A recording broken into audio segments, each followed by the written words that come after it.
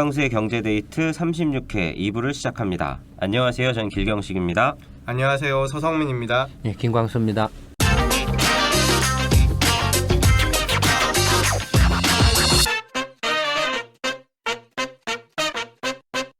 네, 오늘 이제 36회 2부에서는 어떤 이야기 시작하나요? 지난 5일 기획재정부가 이제 제13차 최저임금 태스크포스 회의를 열었다고 하는데요. 이제 어떤 얘기를 했냐면 최저임금에 민감한 외식 등 개인 서비스를 중심으로 체감 물가의 영향이 나타날 가능성에 대비해서 소비자 단체와 함께 편승 인상 방지를 위한 가격 감시를 강화하고 담합 등 시장 질서 교란 행위에도 엄정 대응할 계획이다. 뭐 이렇게 밝혔습니다.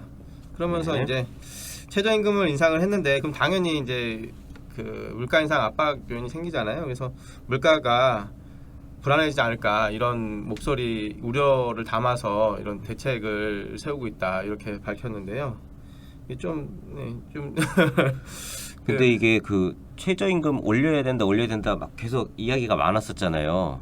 근데 어디 언론 뉴스에 봐도 네. 최저임금 이렇게 올려서 좋다 이렇게 나온 기사는 아직 못 본 것 같아요. 근데 이제 이게 최저임금 이슈가 이제 작년 대선 때 대선주자들 유력 대선주자들이 다 그 10,000원으로 인상을 해야 된다. 거기에 대해서 다들 그 다른 의견이 없었거든요. 근데 막상 이제 실제 올리겠다라고 하니까 굉장히 말들이 많고 또 부작용과 경제 악영향. 뭐 지금 그 작년 대선 때는 최저임금 뭐 10,000원 올린다고 그랬잖아요. 다들 10,000원씩 올린다고 했었죠. 끝나자마자 다들 순차적으로. 그래서 올해가 최저 시급이 이제 7,530원으로 이제 작년에 비해서 16.4% 오르면서 일부 외식업 등에서 이제 서비스나 제품 가격 인상 움직임으로 이렇게 드러나는 것 같아요. 근데 가격은 이미 많이 올랐죠. 지금도 오르고 있고. 예를 들어서 그렇죠. 이제 우리 집사람이 이제 마트 같은 거 가서 물건 사 보면 과자 같은 거라든지 아이스크림이나 이런 거 사 보면 네. 뭐 새우깡이나 이런 거 사 보면 예를 들어서 가격은 같더라도 양이 줄고 있다고 그러는 거예요. 무게가 더 가벼워져 있고. 예, 아이스크림이나 이런 거 네, 가격 맞아요. 뭐 800원짜리가 아이스크림 800원짜리가 뭐 1,000원, 1,200원으로 올라 있고. 지수가 더 빵빵해졌다든지. 그러니까 예를 들어서 800원이 1,000원, 1,200원으로 오르면 그건 가격이 오른 걸로 잘 안 느껴요. 근데 사실은 800원이 1,200원 올리면 이게 얼마 올랐습니까? 50% 올랐죠. 그렇죠. 50% 오른 그렇죠. 거죠. 400원 올랐으니까. 그러니까 그런 것들이 많이 올랐다고 그래요. 많이 올랐다고 그래요. 그러니까 한국은행이 무슨 생활물가가 물가 상승률 이렇게 내는데 도대체 뭘 기준으로 해서 내는지는 모르겠지만 실제로 그 마트 가서 이제 가끔 저 집사람하고 가서 같이 물건을 사 보면 진짜로 이제 그 마트 가서 이렇게 돈 10만 원 갖고 가면은 예전에 느낌이 5만 원어치도 못 사요. 네. 5만 원어치도 못 사는 것 같아. 그러니까 거의 그냥 뭐 조그만 사도 금방 막 10만 원, 20만 원 금방 나와버려요. 뭐 별로 산 것도 없는데. 또 이렇게 마트 가는 게 습관이 되다 보니까 장 보면 10만 원, 20만 원이 그냥 좀 당연한 것처럼 그렇게 좀 되는 것도 있는 것 같아요. 뭐 그런 뭐 가서 이제 아무래도 이제 한꺼번에 하나씩 사오니까. 근데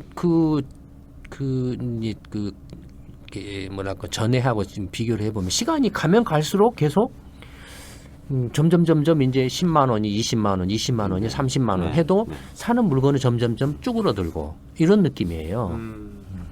근데 지금 이 최저임금 인상과 관련해서 어쨌든 최저임금을 인상해서 이게 좀 더 나아질 것 같다라는 진짜 기사는 거의 못 본 것 같고 대부분 나오는 것들 그 키워드를 보면 물가 상승에 대한 얘기가 굉장히 많고요. 그건 이제 뭐 그 정치적으로 이제 반대하는 입장에 있는 그런 이제 쪽이나 뭐 그렇게 하겠죠. 또 뭐 필요하다라고 하는 언론은 그냥 최저임금 인상해야 된다 뭐 이렇게 뭐 하기보다는 뭐 인상 뭐 관련된 보도만 하겠죠. 네, 물가나 이런 이야기는 안 하겠죠. 안 하는 거 뭐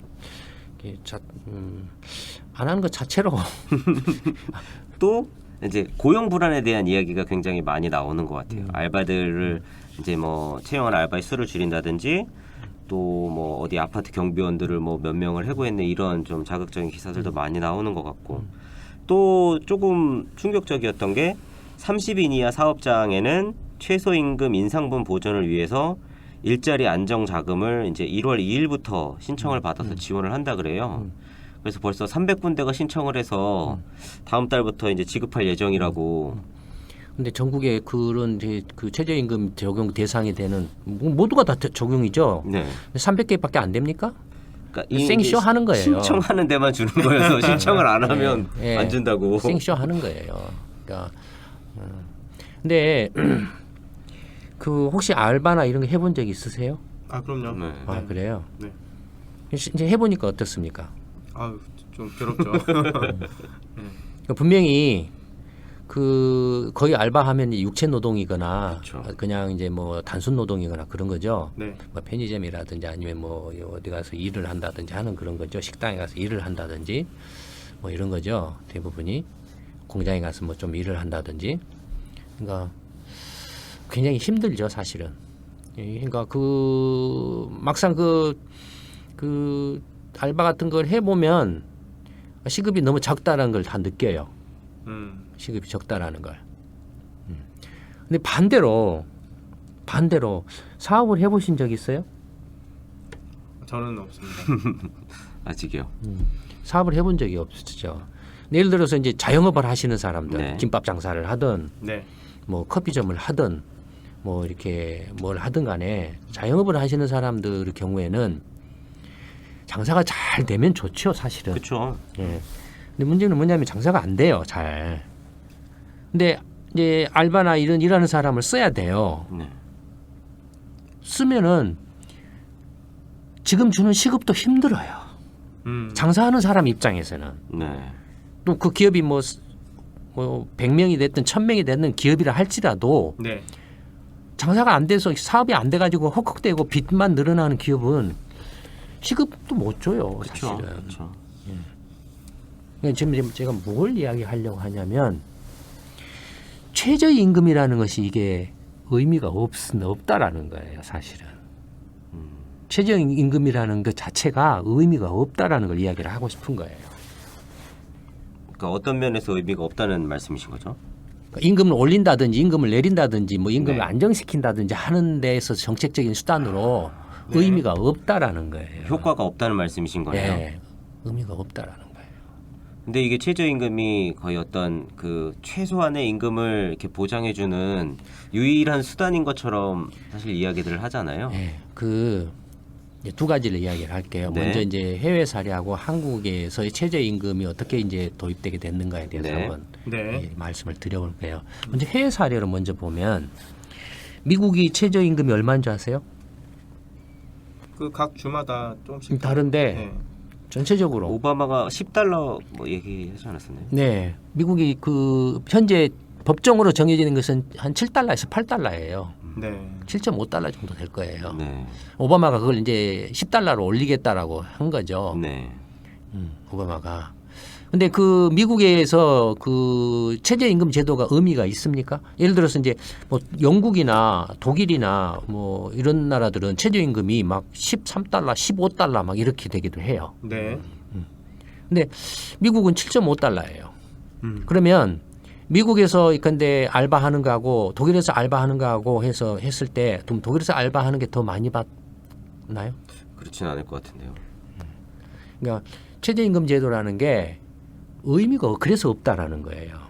미국은 뭐냐면 그냥 예를 들어서 이렇게 월마트가 됐든 아마존이 됐든 그냥 그 회사의 어떤 그 사업성이나 어떤 경영 방침이나 어떤 그 수익성에 달려 있는 거예요. 그다음에 노동의 수급에 달려 있는 거예요. 네. 노동의 수요와 공급이요. 네. 네. 예를 들어서 뭐 월마트가 사람을 모으려면 사람이 안 왔다 네. 하면은 7.5달러가 아니라 10달러 주고라도 사람을 모으려고 채용하려고 해요. 그렇죠.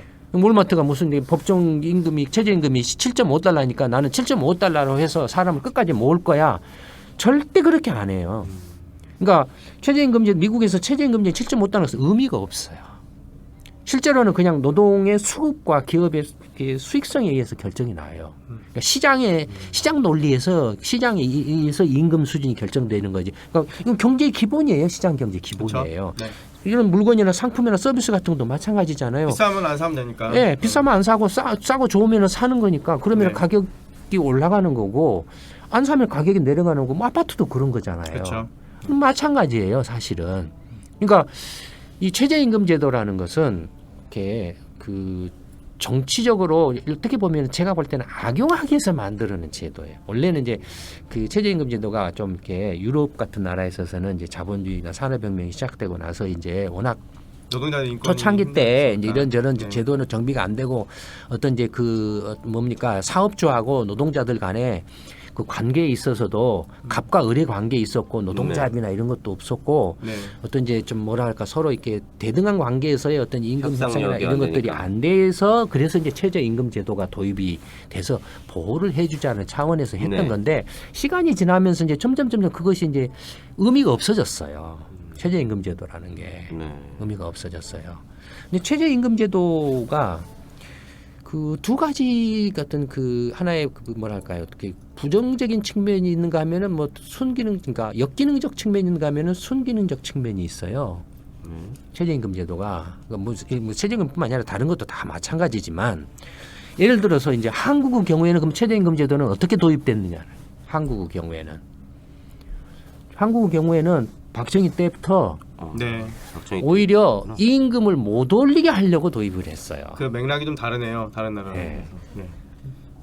임금을 못 올리게 하려고 이렇게 그럼 이 정도만 주면 된다라는 그러니까- 그 가이드라인으로 제시가 된 그렇죠. 거네요. 그러니까 최저임금 제도가 악용이 되어 온 거예요, 사실은. 어떻게 보면은 이 정도만 좀 불법은 아니다 이런 게 되는 거네요. 그 불법이라기보다는 그러니까 그 임금 이제 뭐 이렇게 사업주들이나 기업에서 이렇게 이렇게 노사분규가 일어나고 노동 쟁의가 일어난다, 임금을 네. 올려달라고 한다, 우리 이러면 사업 못합니다, 좀 어떻게 좀 해주십시오. 네. 그러니까 그게 맞춰서 최저임금 제도라는 걸 도입을 해서 예를 들어서 이제 딱 임금은 이제 이렇게 묶어두는 거예요.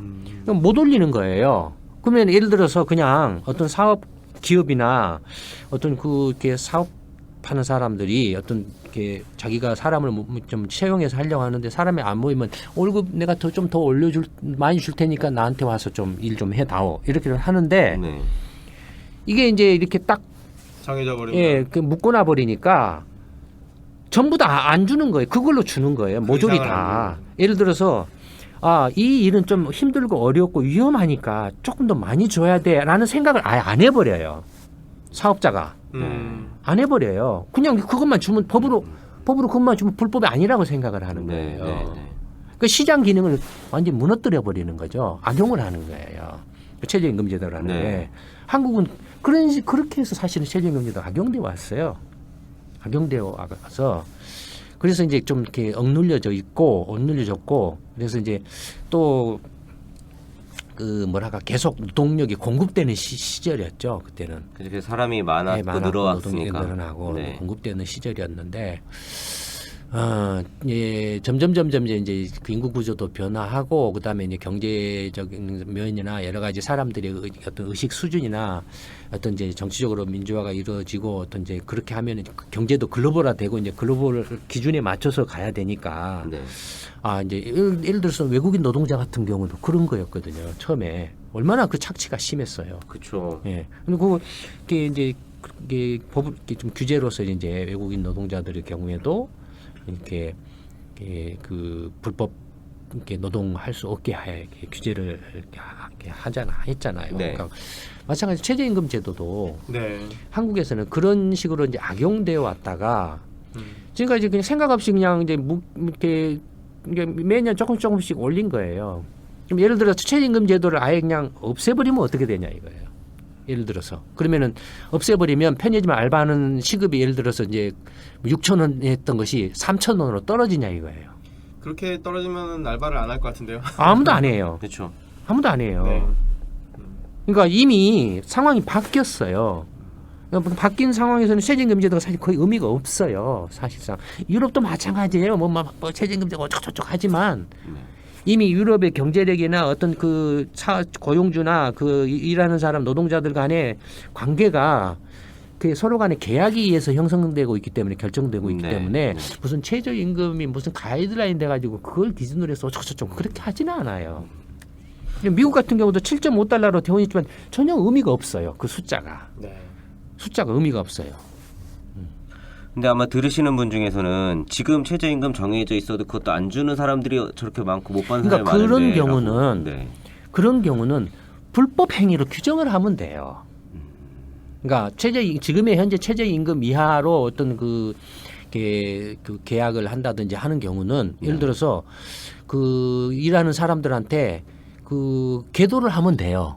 아, 그러니까 홍보를 해서 예. 이런 거는 이렇게 대처하라. 계약, 취업 어떤 일자리나 취업을 할 때는 이런 식으로 이런 것에 따라서 어떤 계약을 하거나 아니면 정 잘 모르면 이렇게 그런 제도를 정비를 해가지고 어떤 그 고용 알선하는 곳이나 아니면은 뭐 동네 주민센터나 뭐 노동부나 이런 데에서 네. 도움을 받아서 이렇게 해라. 그리고 대다수는 자기가 네. 이렇게 가서 계약을 할 수 있잖아요. 네. 대부분의 경우는 네. 아주 이제 극소수 경우죠. 해당하죠. 그리고 예를 들어서 그 이렇게 그냥 어떤 수치적인 규정이 아니라 적어도 이렇게 상식적으로 봤을 때 평균적인 어떤 그 다른 어떤 평균적인 근로계약 조건에 의해서 정해진 임금 수준으로 봤을 때 현격하게 낮은 급여를 지급하는 경우, 그다음에 이렇게 여러 가지 부당 노동 네. 행위를 이렇게 하는 경우에는 법으로 규제를 하면 되는 거예요. 네. 규제를 하면 되는 거예요. 예를 들어서 대기업이나 이렇게 이런 데는 뭐 이렇게 뭐 그 임금 가이드라인으로 해서 이렇게 합니까? 그렇지 않죠. 하잖아요. 그러니까 그 이렇게 최저임금 제도가 그러니까 이제 그 이렇게 악용을 해버려요. 아까 말씀드렸던 것처럼 좀 이렇게 어렵고 이렇게 IT 업종 같은 경우 이게 3대 업종이 돼버린 게 네. 여기에 최저임금 제도에 걸려 때문에 그래요. 제가 볼 때는 이게 고도의 어떤 그 콘텐츠 생산하는 어떤 그 소프트웨어 부분하고 어떤 그 이렇게 좀 이렇게 고부가랄까 전문적인 것들을 요하는 작업인데도 이걸 최저임금제를 딱 갖다 가져와 가지고 거기다가 다 묶어놔 버렸어요. 네. 그게 그냥 그 급여만 주는 거예요. 실제로 어떤 그 IT 쪽에 어떤 전문적으로 이렇게 역량을 가진 사람이나 능력을 가진 사람에 대해서 어떤 이렇게 평가를 해가지고 거기에 상응하는 어떤 보수를 이렇게 주려고 하는 게 아니라 그러니까 그런 사람들이 다 이제 내가 이 돈 받고 해 안 하고 다 떨어져 나가버린 거예요. 떨어져 네. 나가서 뭐 하고 있습니까? 다 자영업자 하고 있어요. 그렇죠. 저기 IT 뭡니까 그거 저기 프리랜서로 가서 그냥 프로젝트 단위로 그냥 해가지고 하는 거예요. 그러니까 대표적으로 이 최저임금 제도가 IT 산업을 망가뜨려 버렸어요. 최저임금 제도가 그런 것들이 수두룩해요, 사실은. 그러니까 최저임금 제도를 하면은 밑에서 노동 생산성이 높아지지 않아요. 그 최저임금에 묶여버리기 때문에. 그걸로 늘어나 버려요. 전부 다 대기업이고 뭐고 대기업 하청이라든지 아웃소싱 외주 준다라는 건 전부 최저임금으로 묶어놔 버려요. 거기서 다 문제 생겨난 거예요. 네. 그런 것들을 전혀 이렇게 생각을 못하고 이게 시장 경제라는 게 뭔지를 모르는 멍청하고 무식하고 바보스러운 거예요. 어떻게 경제를 책임지는 장관이라는 작자가 네. 경제부처의 무슨 장차관이라는 작자가 자기가 최저임금을 올려놓고 자영업자 김밥 장사나 이런 사람들한테 김밥 가격을 올리지 말라고 이렇게 협박을 하냐 이거예요. 이런 미친놈들이 어디가 있냐 이거예요.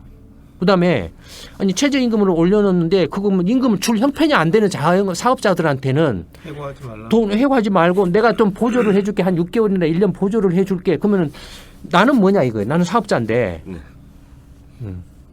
나는 뭐냐 이거예요. 나는 그냥 죽으라고 세금 내가지고 나하고 전혀 관계없는 사람 사업하는데 월급 주고 있다 이거예요. 나는 내일 그 일을 하는데 월급도 못 주고 이렇게 빚내서 허걱대고 있는데 이런 것들을 이렇게 경제 정책이라고 개판을 치고 있다 이거예요. 그러니까 노무현 정부 때에 노무현 정부가 왜 망가졌습니까? 뭐 노무현 대통령이 반민주적이라서 망가졌습니까? 네, 관료들이 최고다. 아니죠. 완전히 관료공학을 만들어놨기 때문에 그랬죠. 노무현 정부가 전부 경제는 개판이었잖아요. 그러니까 노무현 정부 자체가 우리 386 운동권이 경제가 뭔지를 모르고 했고 일단 정권을 잡았으니까 내가 한 자리는 해먹어야 됐고 그래서 경제는 니들이 해 알아서 관료들이. 그래서 노무현 정부의 초대 경제부총리가 김진표였잖아요. 네. 쭉 그런 사람들이었잖아요. 그래서 노무현 정부가 그 경제로 완전히 망가져 버렸잖아요. 문재인 정부 지금 초대 경제부총리가 누굽니까? 역시 관료예요. 네. 김동연이라는 관료예요. 뭐 이런 사람이 이렇게 시장 경제가 뭔지도 기본적인 것조차도 이해를 못하고 이런 말도 안 되는 엉터리 짓을 한다 이거예요. 그러면서 이게 마치 내가 진보적이고 이게 정의로운 거라 그렇게 웃기는 소리를 하는 거예요.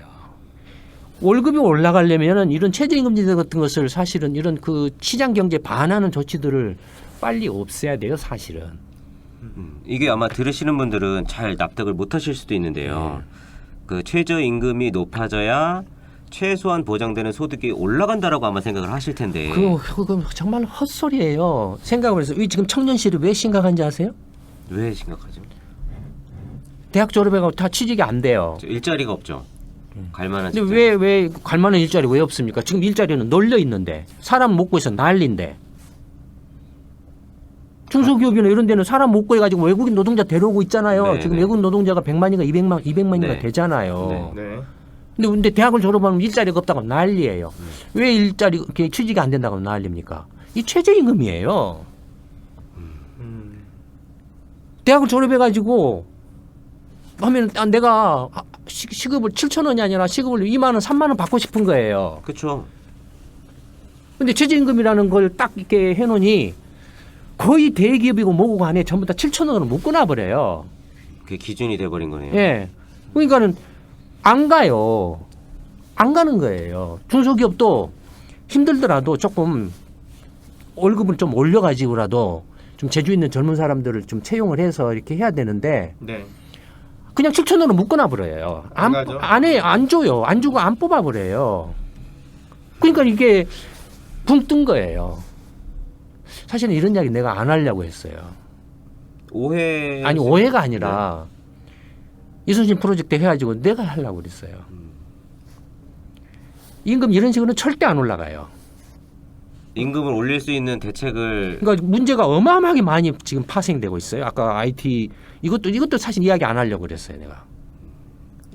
IT 산업 망가진 IT 산업 망가진 것도 그 최저임금제도가 아주 결정적이에요. 정책 아카데미에서 하실 말씀을 제 방송에서도 네. 그러니까 그 진보 빠돌이들이 대책이 없어요. 이 사람들은 경제가 뭔지를 몰라요. 진짜로 이렇게 그 월급을 올리고 그래서 생산성을 높이고 부가가치를 높이고 그래서 사람들이 어떤 그 경쟁력을 높여 경제 전체의 경쟁력을 높여간다는 것이 어떻게 해야 되는 것이고 무엇이 문제고 어디를 어떻게 해야 되는 것이든가 그걸 자체를 몰라요. 관료들은 뭡니까? 30년 전, 40년 전, 20년 전, 10년 전, 5년 전, 2년 전, 1년 전에 했던 거 그대로 재탕, 3탕, 5탕, 10탕 계속 반복 되풀이하고 있어요. 문재인 정권에서 하는 경제 관리 지금 이렇게 김진표가 했던 거나 지금 이 김동연이가 한 거나 뭐가 다릅니까? 똑같아요. 똑같아요. 부동산 투기 대책 똑같아요. 네. 뭐 이렇게 뭐 복지 강화 똑같아요. 예, 다른 거 없어요. 그렇다고 좋아졌습니까? 그다음에 뭔가 이렇게 나아진다고 생각하고 있습니까? 아니죠. 여러분들이 생각하는 어떤 경제, 시장 경제의 그 원리라는 게 정말로 단순하지만 그걸 실제 현실에서 그 통찰력을 가지고 그걸 문제를 이렇게 그 파악을 하고 진단하고 찝어내고 문제 원인이 뭐고 그렇게 이런 것들을 파악한다는 것도 전혀 다른 문제예요. 여러분들이 생각하는 무슨 경제하면은 금리를 올리면은 어떻게 되고 금리 경제가 안 좋으면 금리를 내리고 하는 그런 웃기는 초등학교 1학년 수준의 이야기가 경제가 아니에요. 여러분들 네. 착각하시는 거예요. 경제 전문가라는 게 어중이 떠중이 이렇게 신문이나 방송이나 인터넷에는 교수네 뭐네 해놓고 나불나불 대고 있지만 웃기는 소리예요. 그럼 이 최저임금을 몇십 % 올리네 많이 하는 이런 이야기는 결국에는 공공부문 일자리만 80개 늘립니다. 이 이해하고 좀 비슷한 맥락인 거네요. 그러면 의미 없는. 전혀 우리는 그러니까 그 최저임금 제도가 네. 대기업의 하청, 3청, 4청, 5청, 6청 이 문제를 이야기를 하고 있는 거예요. 그다음에 아까 말했잖아요. 네. 그 외주 문제, 비정규직 문제의 근원이에요, 사실은. 근원 중에 하나예요. 최저임금 제도가. 대기업이 200만 원, 300만 원, 400만 원 월급을 주고 채용에 대한 인력을 7,000원 주고 채용을 해서 써버려요. 이 최저임금제 때문에. 네. 이렇게 해서 지금 이렇게 비정규직 문제, 하청 문제가 생긴 거예요. 네. 이런 이야기를 사실 내가 이야기 이렇게 전혀 이야기 이 정도로만 하죠. 네. 너무 많이 지금 이렇게 이야기를 하는데. 선생님 그래야 사람들이 경제 대트를 더 아니 많습니다. 망가지면 망가질 수밖에 없어요. 방법이 없어요, 이거. 제가 네. 여기서 떠들고 어떻게 한다라고 그래서 저 이렇게 그 경제가 뭔지도 모르는 이렇게 머리 빈 빠돌이들이 자기만의 정의에 빠져가지고 이렇게 황당한 짓을 하고 있는데 세계 경일기고 또 이야기를 해줘봐야 오히려 돌팔이밖에 안 돼요. 근데 지금 이렇게 부분만 이야기를 하셔가지고 계속 몇 번 전에도 그랬지만 이렇게 선생님 얘기하신 것만 잘못 적용을 해서 오히려 부작용이 켜지는 경우도 왕왕 많이 있었잖아요. 있었잖아요. 예전부터. 그러니까 돌팔이가 되는 거예요. 돌팔이. 그러니까 예를 들어서 모두 다 이렇게 민간 요법을 알고 있죠. 네. 인터넷 검색한다든지 아니면 주위 사람이라든지 뭐 지인들한테서 내 뭐 이렇게 감기 걸렸다라든지 뭐 아프다라든지 하면 이렇게 해봐 이거 먹어봐 말하는 민간 요법들 알고 있잖아요. 네. 근데 그거 다 통칭해서 돌팔이에요. 그렇죠. 전문 네. 의사가 이렇게 훈련을 받고 임상 경험이 풍부한 전문 의사가 병을 치료를 해야 가장 안전하고 체계적이고 확률 높게 치료를 할 수가 있죠. 네. 그래서 전문가가 있는 거예요. 그래서 또 전문가가 되기 위해서 치열한 훈련도 하고 노력도 하고 고생도 하고 하는 거예요. 네. 개나 소나 다 그냥 돌팔이식으로 전문가 행세를 해버리면 지금 넘쳐나잖아요. 방송이고 텔레비전이고 무슨 팟캐스트고 간에 네. 넘쳐나잖아요. 뭐 특히 경제 같으면은 그냥 돈만 벌면은 다 전문가예요. 물론 이 경제가 뭐 돈 버는 것이 가장 큰 게 뭐 그것 중에 하나니까 그렇겠지만 그러나 그렇잖아요. 국가를 경영한다라는 것하고 돈 버는 거랑은 또 다른 이야기예요. 그렇죠. 국가 경제를 경영한다라는 거하고 어떤 개개인들이 어떤 개인적으로 돈을 버는 거하고는 이렇게 복불복이 뭔지 뭡니까? 그 운이 더 작용한다. 뭐 그런 것들이죠. 그건 아마 국민들이 MB를 경험했기 때문에 그 이야기는 아마 잘 이해를 할 것 그러니까 같아요. 최저임금제도를 정리를 해보면 네. 기본적으로 모든 것은 시장 경제에 있어서 재화가 됐든 상품이 됐든 서비스가 됐든 뭐가 됐든 간에 어떤 물건이 됐든 아니면 어떤 소프트웨어가 됐든 모든 것은 수요와 공급에 의해서 결정이 나요. 네. 그렇죠. 임금이 됐든 뭐가 됐든 다 수요와 공급에 의해서 결정이 나고 수요와 공급에 의해서 가격이 결정되고 또 그 결정된 가격이 경쟁력이 있는 가격이면은 괜찮고 왜냐하면은 그 경쟁력 있는 가격이라는 것은 그걸로 충분히 먹고 살 수 있다라는 이야기예요. 네. 근데 그 가격이 경쟁력이 없는 가격이면은 조정이 일어나게 돼 있어요. 경쟁력이 그렇죠. 있는 유지가 안 가격에 의해서 되겠죠. 밀린다든지 하에서 조정이 일어나게 돼 있어요. 가격이 조정이 일어나면 다시 또 수요와 공급이 그에 따라서 또 변해요. 바뀌어요. 그래서 그 가격으로는 경쟁력이 없는 가격으로는 수요가 없어요. 그쪽으로 와서 일을 안 하려고 해요. 경쟁력이 뭔가 이렇게 있는 가격 쪽으로 가려고 해요. 네. 이게 시장 경제 가장 기본이에요. 그냥 교과서에서 그냥 또 수요와 공급에서 가격이 죽어 있는 이야기를 아마 경제학을 공부하거나 경제 전문가라고 하는 사람들의 거의 7, 8%는 다 죽어 있는 의미가 뭔지를 모르고 죽어 있는 이야기를 하고 있는 거죠. 그래서 아까 말한 그 대학 졸업한 젊은 애들이 네. 경쟁력이 없는 가격에 안 가려고 하는 거예요. 경쟁력 있는 가격으로 가려고 하니까 지금 취업이 어려운 거예요. 이런 것들이 다 이 최저임금제도와 같은 임금제도의 노동시장 유연성이라고 하면 뭘 말합니까? 노동시장 유연성이라고 하면 뭘 말합니까? 뭐 직장을 선택하는 그 쉽게 자유도? 이직하고 쉽게 취업하고 그렇죠. 해고 이렇게 그 정리 해고를 자유롭게 하는 걸 일반적으로는 그렇게 생각하죠. 네. 네. 이게 이 프랑스 같은 경우는 못 자르게 돼. 법으로 네. 그냥 못 자르게 돼 있죠. 그래서 프랑스는 기업이 빚이 엄청나게 많아요. 경쟁력을 잃어버리고 있어. 원가 경쟁력을. 프랑스는. 네. 그 노동시장 유연성이라고 했을 때는 흔히들 그 정리해고를 자유롭게 하는 거라고 생각을 하고 있어요. 물론 그래요. 근데 정리해고를 어떻게 해야 합니까? 이렇게 기업이 어려워졌을 때에 일시적으로 뭐 몇백 명, 몇천 명을 이렇게 쭉 해고를 하는 것 이런 것들이 정리해고에 해당하겠죠. 네. 네. 근데 그런 것도 있지만 급여를 내리면 돼요. 급여를 또 실제로 기업이 어려우면 어떻게 합니까? 급여를 조정하죠. 예, 임금 삭감하죠. 네. 고통분담 같이 하자. 예, 그렇게 하고 있잖아요. 네. 그러면 그 급여에서 못 버티는 사람은 다른 데를 가면 되겠죠. 나가요. 자기는 경쟁력이 있다라고 생각하는데 그 급여로 내가 있을 수, 네, 여기서는 네, 못 네, 있겠어. 네. 그럼 직장을 옮겨요. 네. 그러니까 인위적으로 뭔가를 그냥 몇백 명, 몇천 명을 확 자르는 것이 이게 노동시장 유연성이 아니라 임금이 자유롭게 조절될 수 있도록 하는 게 사실은 노동시장 유연성이에요. 가격을 통해서요. 가격. 그러니까 임금이 가격이니까. 네. 임금이 가격이니까. 그러니까 그런 식으로 경제 제도는 시스템을 이렇게 기업의 어떤 노동시장 구조를 그런 식으로 만들어가는 게 상당히 굉장히 중요해요. 의도적으로 정책적으로 인위적으로 개입하는 건 부작용이 항상 따라요. 가격 결정에 개입하는 건요. 시장에 개입을 하는 것은 부작용이 따라요. 그럼 뭐 또 빠돌이들은 무슨 뭐 저기 신자유주의냐는 시장론자냐 그렇죠. 뭐 말도 안 되는 미친개인 같은 소리를 막 떠들어 제끼는데 그럼 네가 나보다 더 경제 전문가냐 이거예요. 그건 아니잖아요. 근데 어쨌든 가장 경제가 선진 경제로 고부가 경제로 경쟁력 있는 경제로 가려면 되도록이면은 시장에 맡겨야 돼요. 시장에 맡겨서 시장의 힘에 의해서 이게 가치가 올라가도록 해야 돼요. 그런 식의 정책을 해야 돼요. 시장에 직접 개입하는 것은 완전히 그건 똥멍청이 중에서도 상똥멍청이에요. 대표적인 게 부동산 규제 정책 같은 거. 대표적인 게 투기 억제. 노무현 정부 때 성공했나요? 다 실패했죠. 개판이었잖아요. 문재인 정부 때는 어떻게 될 것 같습니까? 지금 1년 돼 가는데 개판돼 가고 있죠.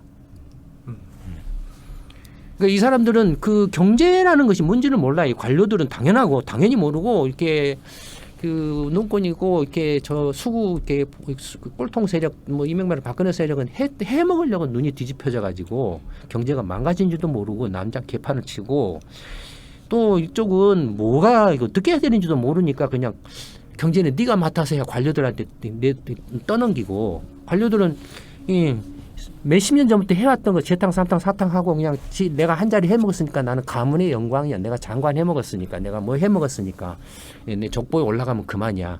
뭐 한번 해먹었으니까 이제 챙겨 먹을 거 다 챙겨 먹었겠다. 뭐 물러나라 물러나지 뭐 이런 식이에요. 요즘은 국회로도 가잖아요. 예. 노무현 때부터 그렇게 됐죠. 관료공화국이 돼버렸죠. 그러니까 여러분들 제가 좀 격하게 이야기를 하지만 제가 그냥 경제 전문가가 된 게 아닙니다. 뭐 들으시기에 따라서는 제가 잘났다라고 하는 소리처럼 들릴지는 모르겠지만 그러나 제가 지금 한 이야기에 대해서 반박할 수 있는 것들이 있으면 한번 이야기를 해보세요. 최저임금제와 관련해서 어느 누가 이런 식으로 이해를 하고 설명을 한 사람이 있는가? 그것이 IT 산업을 망가뜨렸다라고 이야기한 사람이 있는가? 이것이 대기업의 그 비정규직의 그 문제의 근원 중에 하나라고 이야기한 사람이 있는가? 이것이 대학 그 졸업자들이 이렇게 취업이 안 되는 원인 중에 하나라고 이야기한 사람이 누가 있는가? 그다음에 미국이나 유럽에서 최저임금제가 이게 유명무실하다라는 걸 누가 이야기한 사람이 있는가? 없다. 최저임금제 이런 것에 지금 매달려 있는 데서는 한국하고 일본 정도예요. 연봉 서열제에 목을 달고 일본 이 관료들 네. 이 지금 이렇게 이런 거 일본 정치권과 관료들 문제예요. 그러니까 한번 생각을 해보세요. 냉정하게 정말로 경제를 살릴 수 있는 사람이 누구인가? 한번 냉정하게 생각을 해보세요. 근데 이제 소장님이 이렇게 경제 데이터 통해서 단편적으로 이렇게 은근슬쩍 이제 말씀을 하시는데 그 전체적이고 통합적이고 이제 유기적으로 이해를 하려면 정책 아카데미를 들어야. 네, 와서 한번 이렇게 청강을 해보세요. 청강을 해보시면 해보고 나서 마음에 안 들면 안 오면 그만이죠. 근데 해보시면 확 달라질 겁니다. 전혀 지금 이런 경제 데이터나 이런 데서 접할 수 없는 정말 이렇게 정말 이런 것이 있었나? 야, 이걸 이렇게 생각을 했어야 되구나라는 그런 것들을 느끼시게 될 겁니다. 근데 경제 데이터에서도 종종 말씀 많이 해주시면 아니 그동안에 많이 해왔어요. 그걸 네. 이해를 못하거나 이렇게 좀 받아들이지 않아서 그렇지. 그러니까 근데 정말 단편적으로 큰 그 얘기 중에서 이게 조금씩 이렇게 말씀을 해서 그렇지 이게 얼만큼 대단한 의미가 담겨 있는 말인지를 이렇게 캐치하지 못하는 분들 대부분일 것 같거든요. 그래서 좀 기회 닿을 때마다 정책 아카데미에서 하셨던 내용들 조금씩 더 이거 정책 아카데미 오시면은 되는 거예요. 이거 많이들 오라는 의미에서 아니 그렇게 한다라고 해서 그렇지는 않아요. 그 네. 홍보나 광고 효과가 있는 건 아니에요. 오시는 게 가장 빠른 게 됩니다. 저 정책 백문이 아카데미. 불여일견이니까. 네. 네 청강제도 있습니다. 예. 네. 오늘 김광수의 경제데이트 36회 2부에서는 최저임금과 관련해서 이야기를 했는데 이 최저임금을 높이는 게 소득을 높이거나 어떤 이 삶의 질을 높이는 해결책이 아니다. 근본적인 좀 새로운 접근이 필요하다는 말씀을 해주셨고 실질적으로 어떤 경쟁력을 높이고 임금을 높이는 방법에 대해서는 조금 정책적인 그런 실질적인 대안이 필요한데 그런 것들을 알지 못하고 이렇게 단편적으로 대응하는 게 이제 안타깝다는 그런 이야기를 하셨고 관련된 이야기는 정책 아카데미에 오시면 부분을 조금 이제 경험하실 수 있다 그런 이야기를 오늘 해주셨습니다. 김광수의 경제데이트 36회 2부는 여기서 마치도록 하겠습니다. 감사합니다. 예, 감사합니다.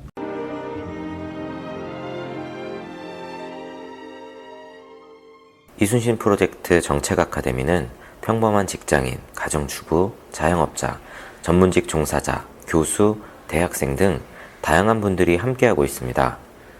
당신은 어떻게 이순신 프로젝트 정책 아카데미에 참여하게 되셨나요? 한 나라가 유지되려면 합계 출산율이 2.2에서 2.3은 되어야 합니다. 하지만 한국은 1.0이 될까 말까 합니다. 이는 한국이 가마솥 속 개구리 신세임을 의미합니다. 우리가 이런 상황에 빠진 이유는 20세기 낡은 정책 패러다임에서 벗어나지 못한 민주당, 자유당, 국민의당, 바른정당, 정의당, 민중당과 관료 때문입니다. 이들이 정책 실패를 남발하기 때문입니다. 빚내서 토건하면 경제성장한다. 빚내서 감세하면 경제성장한다. 빚내서 복지하면 경제성장한다. 이런 정책 패러다임으론 21세기 국가 경영을 못합니다. 우리 모두 레밍스 신세를 못 면합니다. 대한민국이 살려면 21세기 정책 패러다임으로 정책 훈련받은 20, 30, 40대 자식 세대로 정치판을 물갈이해야 합니다. 이순신 프로젝트와 이순신 프로젝트 정책 아카데미의 문은 열려 있습니다. 여러분들이 숨어 있으면 가마솥 속 개구리 신세 못 면합니다.